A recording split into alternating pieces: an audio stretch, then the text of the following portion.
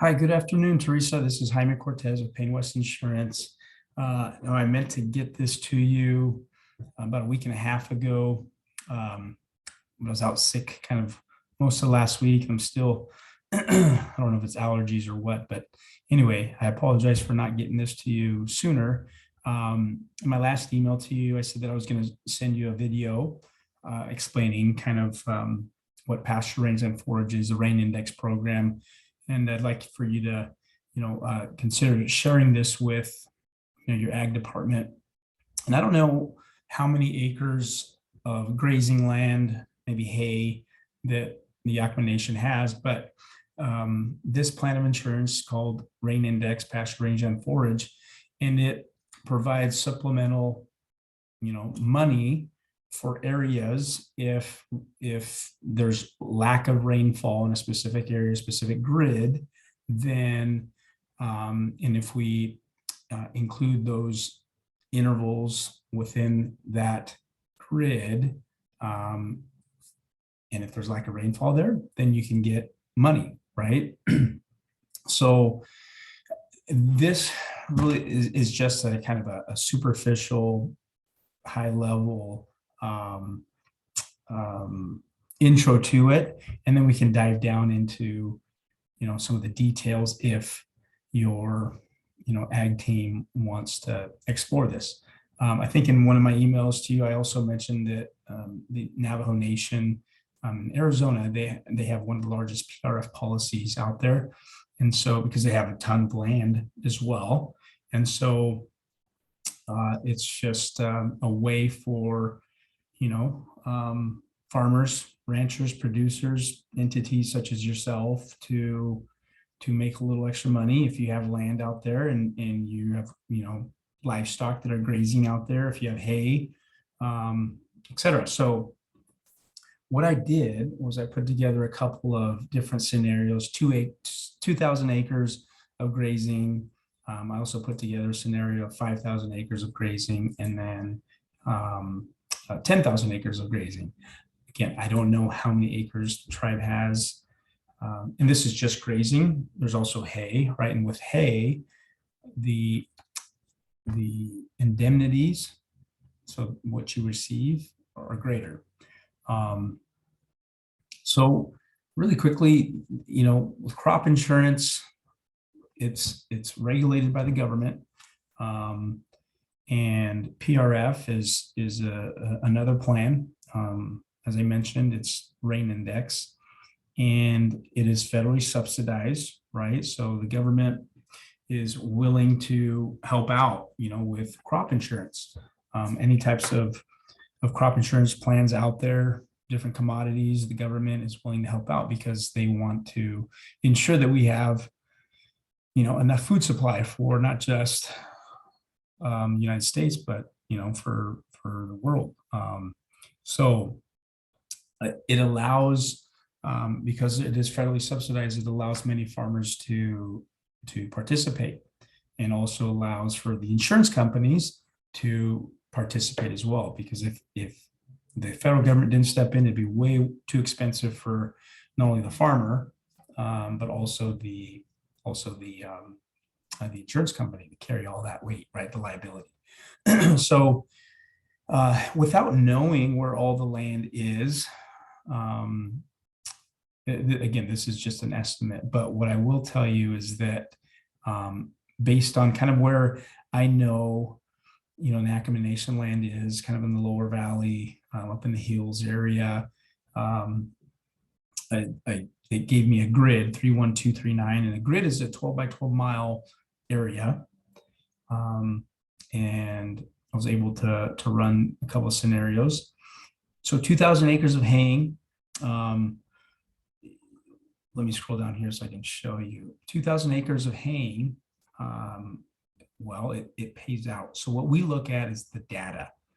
Over here on the right-hand side, the loss ratio, wherever you see yellow, that means that year paid out. So since 2011 up to even this year, and this year is not over yet, but 2022, it's paid out every year, which is great for the farmer, the rancher, an entity such as Yakama Nation.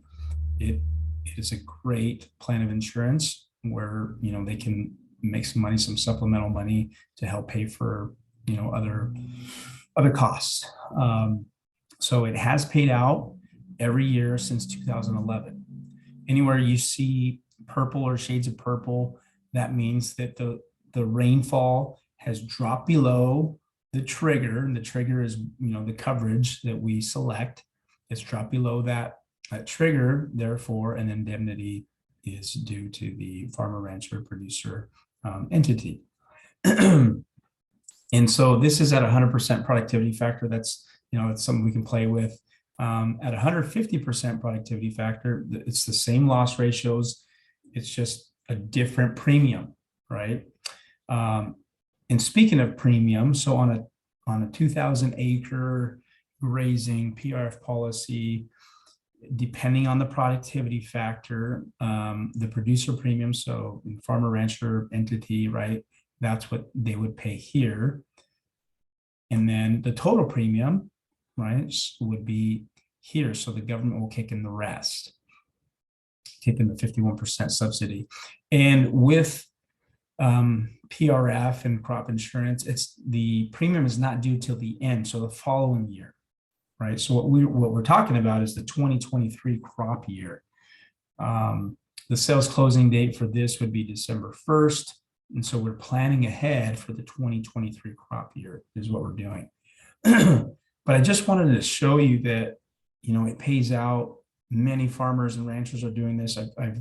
What I've come to find is that there are two types: the ones who are doing it and the ones who haven't heard of it.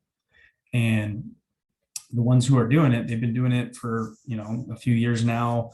And they love it because the loss ratios are great. It's in their favor and they are getting paid.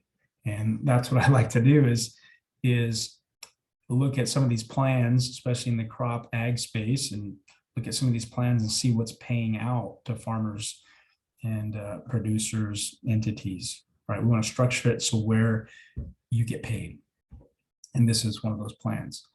I looked at another scenario, 5,000 acres of grazing, right? And so you can see the premium, let's go up here, premium does go up.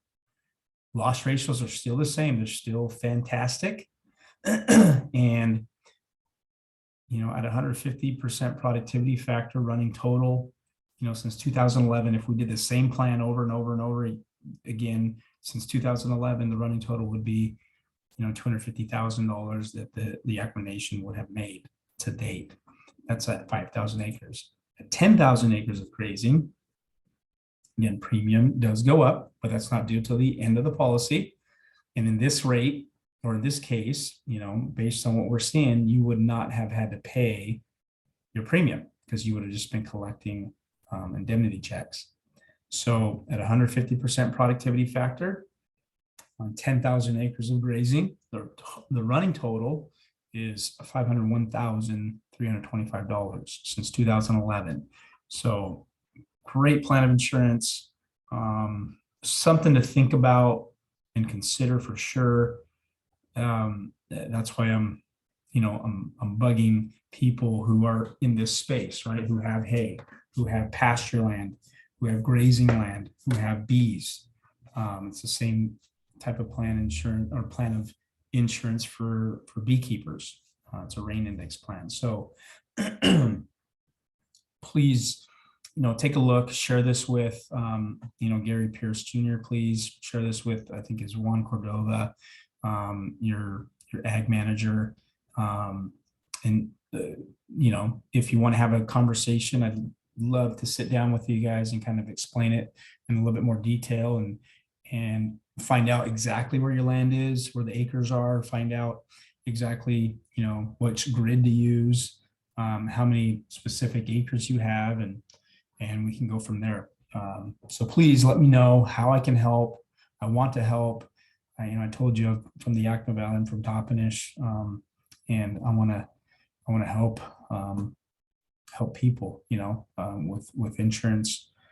We do other types of crop insurance, of course, but this one I really like, and it's paying out. So please shoot me an email.